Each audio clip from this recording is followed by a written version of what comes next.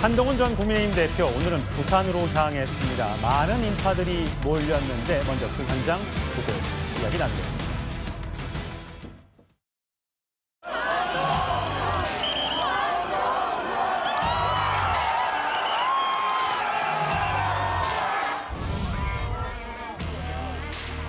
더 싸주세요.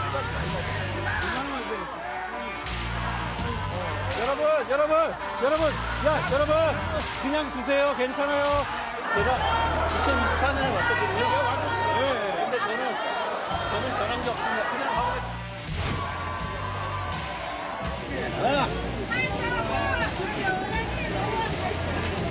맛있는데요? 어서 빨리 먹어.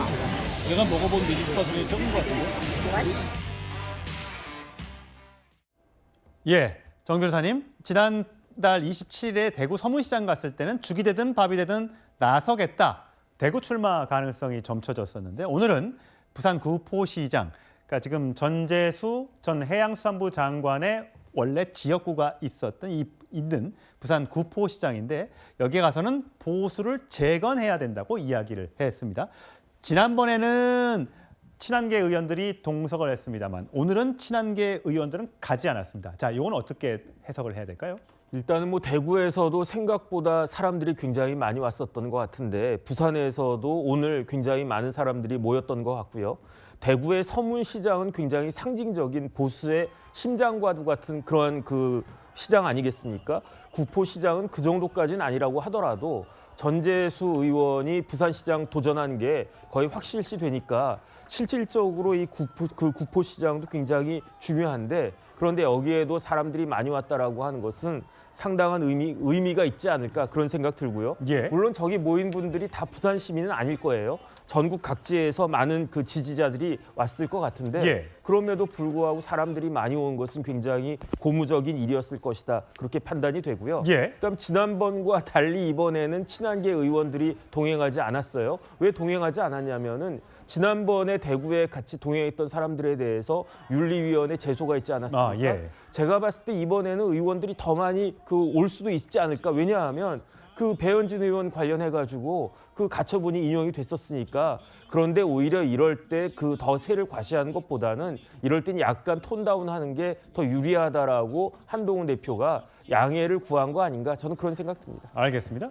자, 한동훈 전 대표의 발언 하나 더 들어볼 텐데 여러분은 이 발언에 대해서 어떤 생각이 드시는지 그리고 들어보신 뒤에 이야기 나누겠습니다.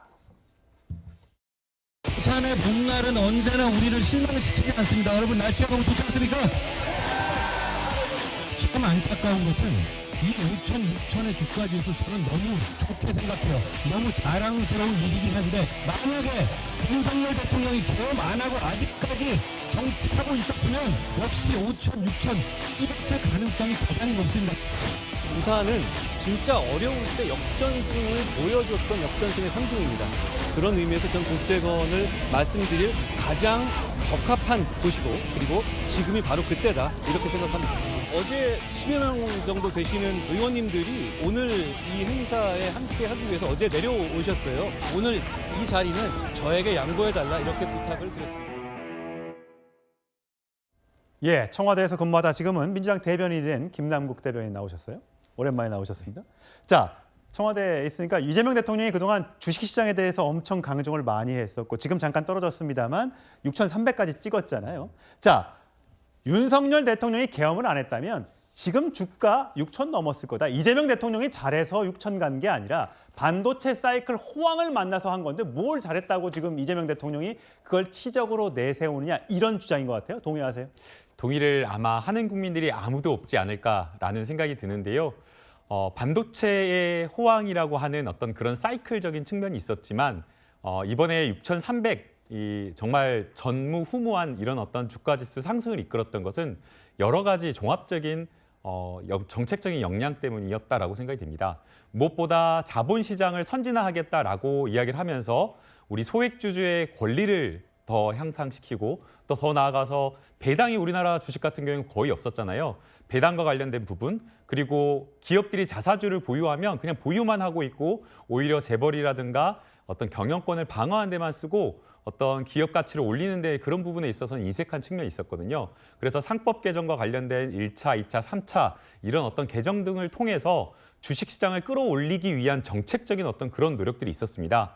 그리고 더 나아가서 사실 우리나라 가계의 어떤 자산 형성이나 이런 것들을 보면 비중이 금융에는 한 25%밖에 안 돼 있고 부동산에 한 75%가량 쏠려 있는데 그러한 어떤 자산의 어떤 가계에서 가지고 있는 비중을 금융시장 쪽으로 이렇게 돌리는 예. 어떤 그러한 정부의 노력이 있었기 때문에 이러한 어떤 종합적인 노력을 다 등한시하고 윤석열 대통령이어도 코스피 6천 같다라고 하는 것은 너무 지나친 과언이 아닌가 생각이 듭니다. 김경 대변인, 사실 뭐 오늘 한동훈 전 대표가 윤어게인에 대해서 또 비판을 하고 또 배현진 의원에 대한 징계한 당 지도부에 대해서 비판을 했습니다만 이렇게 이재명 대통령을 향해서도 각을 세운 것은 이 부산에 가서 어떤 의미를 주기 위해서 그런 발언을 했다고 보세요? 아무래도 우리가 한동훈 전 대표에게 바라는 바가 있다면 이번에 선거에서 어떻게 보면 물론 플레이어로 뛰는 것도 중요하지만 전반적인 선거에 있어서 굉장히 어려운 국면에서 거기 가서 이제 헌신하고 희생하는 모습을 좀 보여줍시다 하는 모습이 있습니다. 그런 측면에서 그러면 국민의힘이 승리하기 위한 조건이 뭘까요? 단일 대우입니다. 이재명 정부의 여러 가지 문제점에 대해서 얘기를 하고 우선 언급한 게 코스피 5천, 6천에 대해서 언급을 한 것 같습니다. 윤석열 당시 정부에서는 규제를 완화하는 거 아닙니까? 무엇보다도 가짜 성장이 아니라 진짜 성장을 위해서는 반도체 특별법, 주 52시간 예외, 이런 중대재해처벌법 같은 그런 부분이 있고요. 노란봉투법 관련해서도 민주당이 이렇게 일방적으로 한 부분이 있습니다. 기업이 땅 파서 장사하는 게 아니고 기업의 어떤 성과를 위해서는 실질적으로 일자리를 창출하고 기업이 제대로 일을 할 수 있는 환경, 이런 부분에 있어서 법무부 장관을 했고 국무위원으로서 윤석열 정부의 어떤 규제 완화나 그런 부분에 대해서 세일즈할 포인트가 있다, 그런 생각을 한 것 같습니다. 예. 자, 부산에 오늘 갔습니다. 그렇다면 부산에 혹시 무소속으로 한동훈 전 대표가 출마할 것인가? 여기에 대한 관심이 많죠. 부산에 지역구를 둔 국민의힘 박수영 의원은 이렇게 얘기했습니다. 저하고는 뭐 지역이 많이 떨어져 있어서 뭐 가까이 있어도 저는 가지는 않을 겁니다. 아까 말씀드린 대로 제 지역을 지키는 게 중요하지 한동훈 대표나 뭐 누가 왔다고 해서 그 옆에 얼쩡거리는 거, 이게 선거에 이기는 방법이 아닙니다. 하나하나에 대응하면서 날선말 하면서 제가 맞서기보다는 저는 배제 정치를 하지 않겠다, 이 말씀으로 답변을 대신하겠습니다.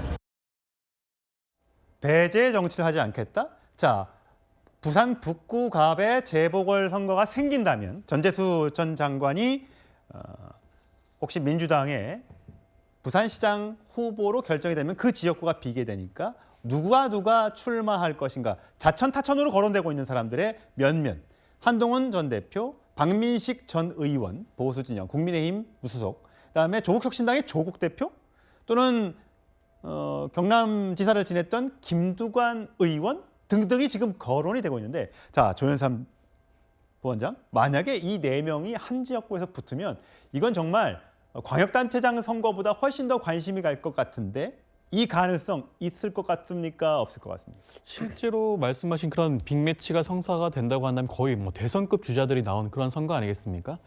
결과적으로 봤을 때는 그럴 가능성 저는 굉장히 낮다고 보여집니다. 왜냐하면 누가 낮습니까? 이 4명 중에 누가 가장 낮아 보입니까? 저는 한동훈 전 대표와 조국 대표가 출마할 가능성 두 분 모두 낮아 보이긴 예. 합니다. 왜냐하면 어찌되었건 간에 두 후보 모두 나오게 된다고 한다면 한 명의 후보는 치명적인 정치적인 그런 생명에 있어서만큼은 치명상을 입을 수밖에 없는 그런 결과가 나올 수가 있거든요. 두 후보 모두 지금 어떻게 보면 원내 진입이 굉장히 필요한 상황입니다.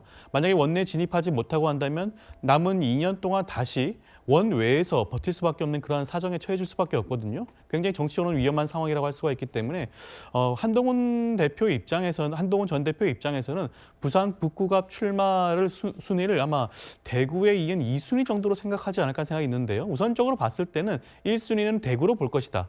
만약에 대구가 여의치 않는 경우에는 부산 북구갑 출마 가능성을 염두에 두고 있지 않을까? 왜냐하면 사실 구포시장이라는 것이 부산의 여러 대표 시장 중에 하나긴 하지만 그렇다고 하면 꼭 집어서 여기 여길 간다? 이건 북구 가압 지역에 있는 구포시장 아니겠습니까? 예. 부산에는 뭐 자갈치 시장이라든가 국제 시장이라든가 굉장히 유명한 시장들이 많아요. 그럼에도 불구하고 구포시장을 찍었다는 것은 북구갑 출마를 염두에 두고 있다는 것을 드러낸 것은 맞습니다. 그렇지만 저는 1순위는 아닌 게 아닌가 하는 생각이 들 수밖에 없을 것 좋습니다. 같습니다. 김기영 대변인. 제가 박민식 전 의원 관련해서 한 말씀을 드리자면 전재수 의원의 지역구 아닙니까? 예.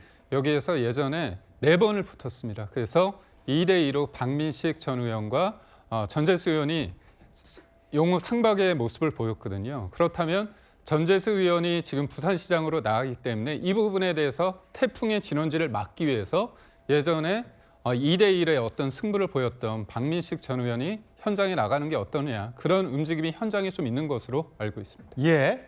과연 이 빅매치가 성사가 될까요? 예, 광역단체장 선거보다 더 관심이 가게 될 이 빅매치. 6월 3일 지방선거까지는 이제 90일 정도가 남았습니다.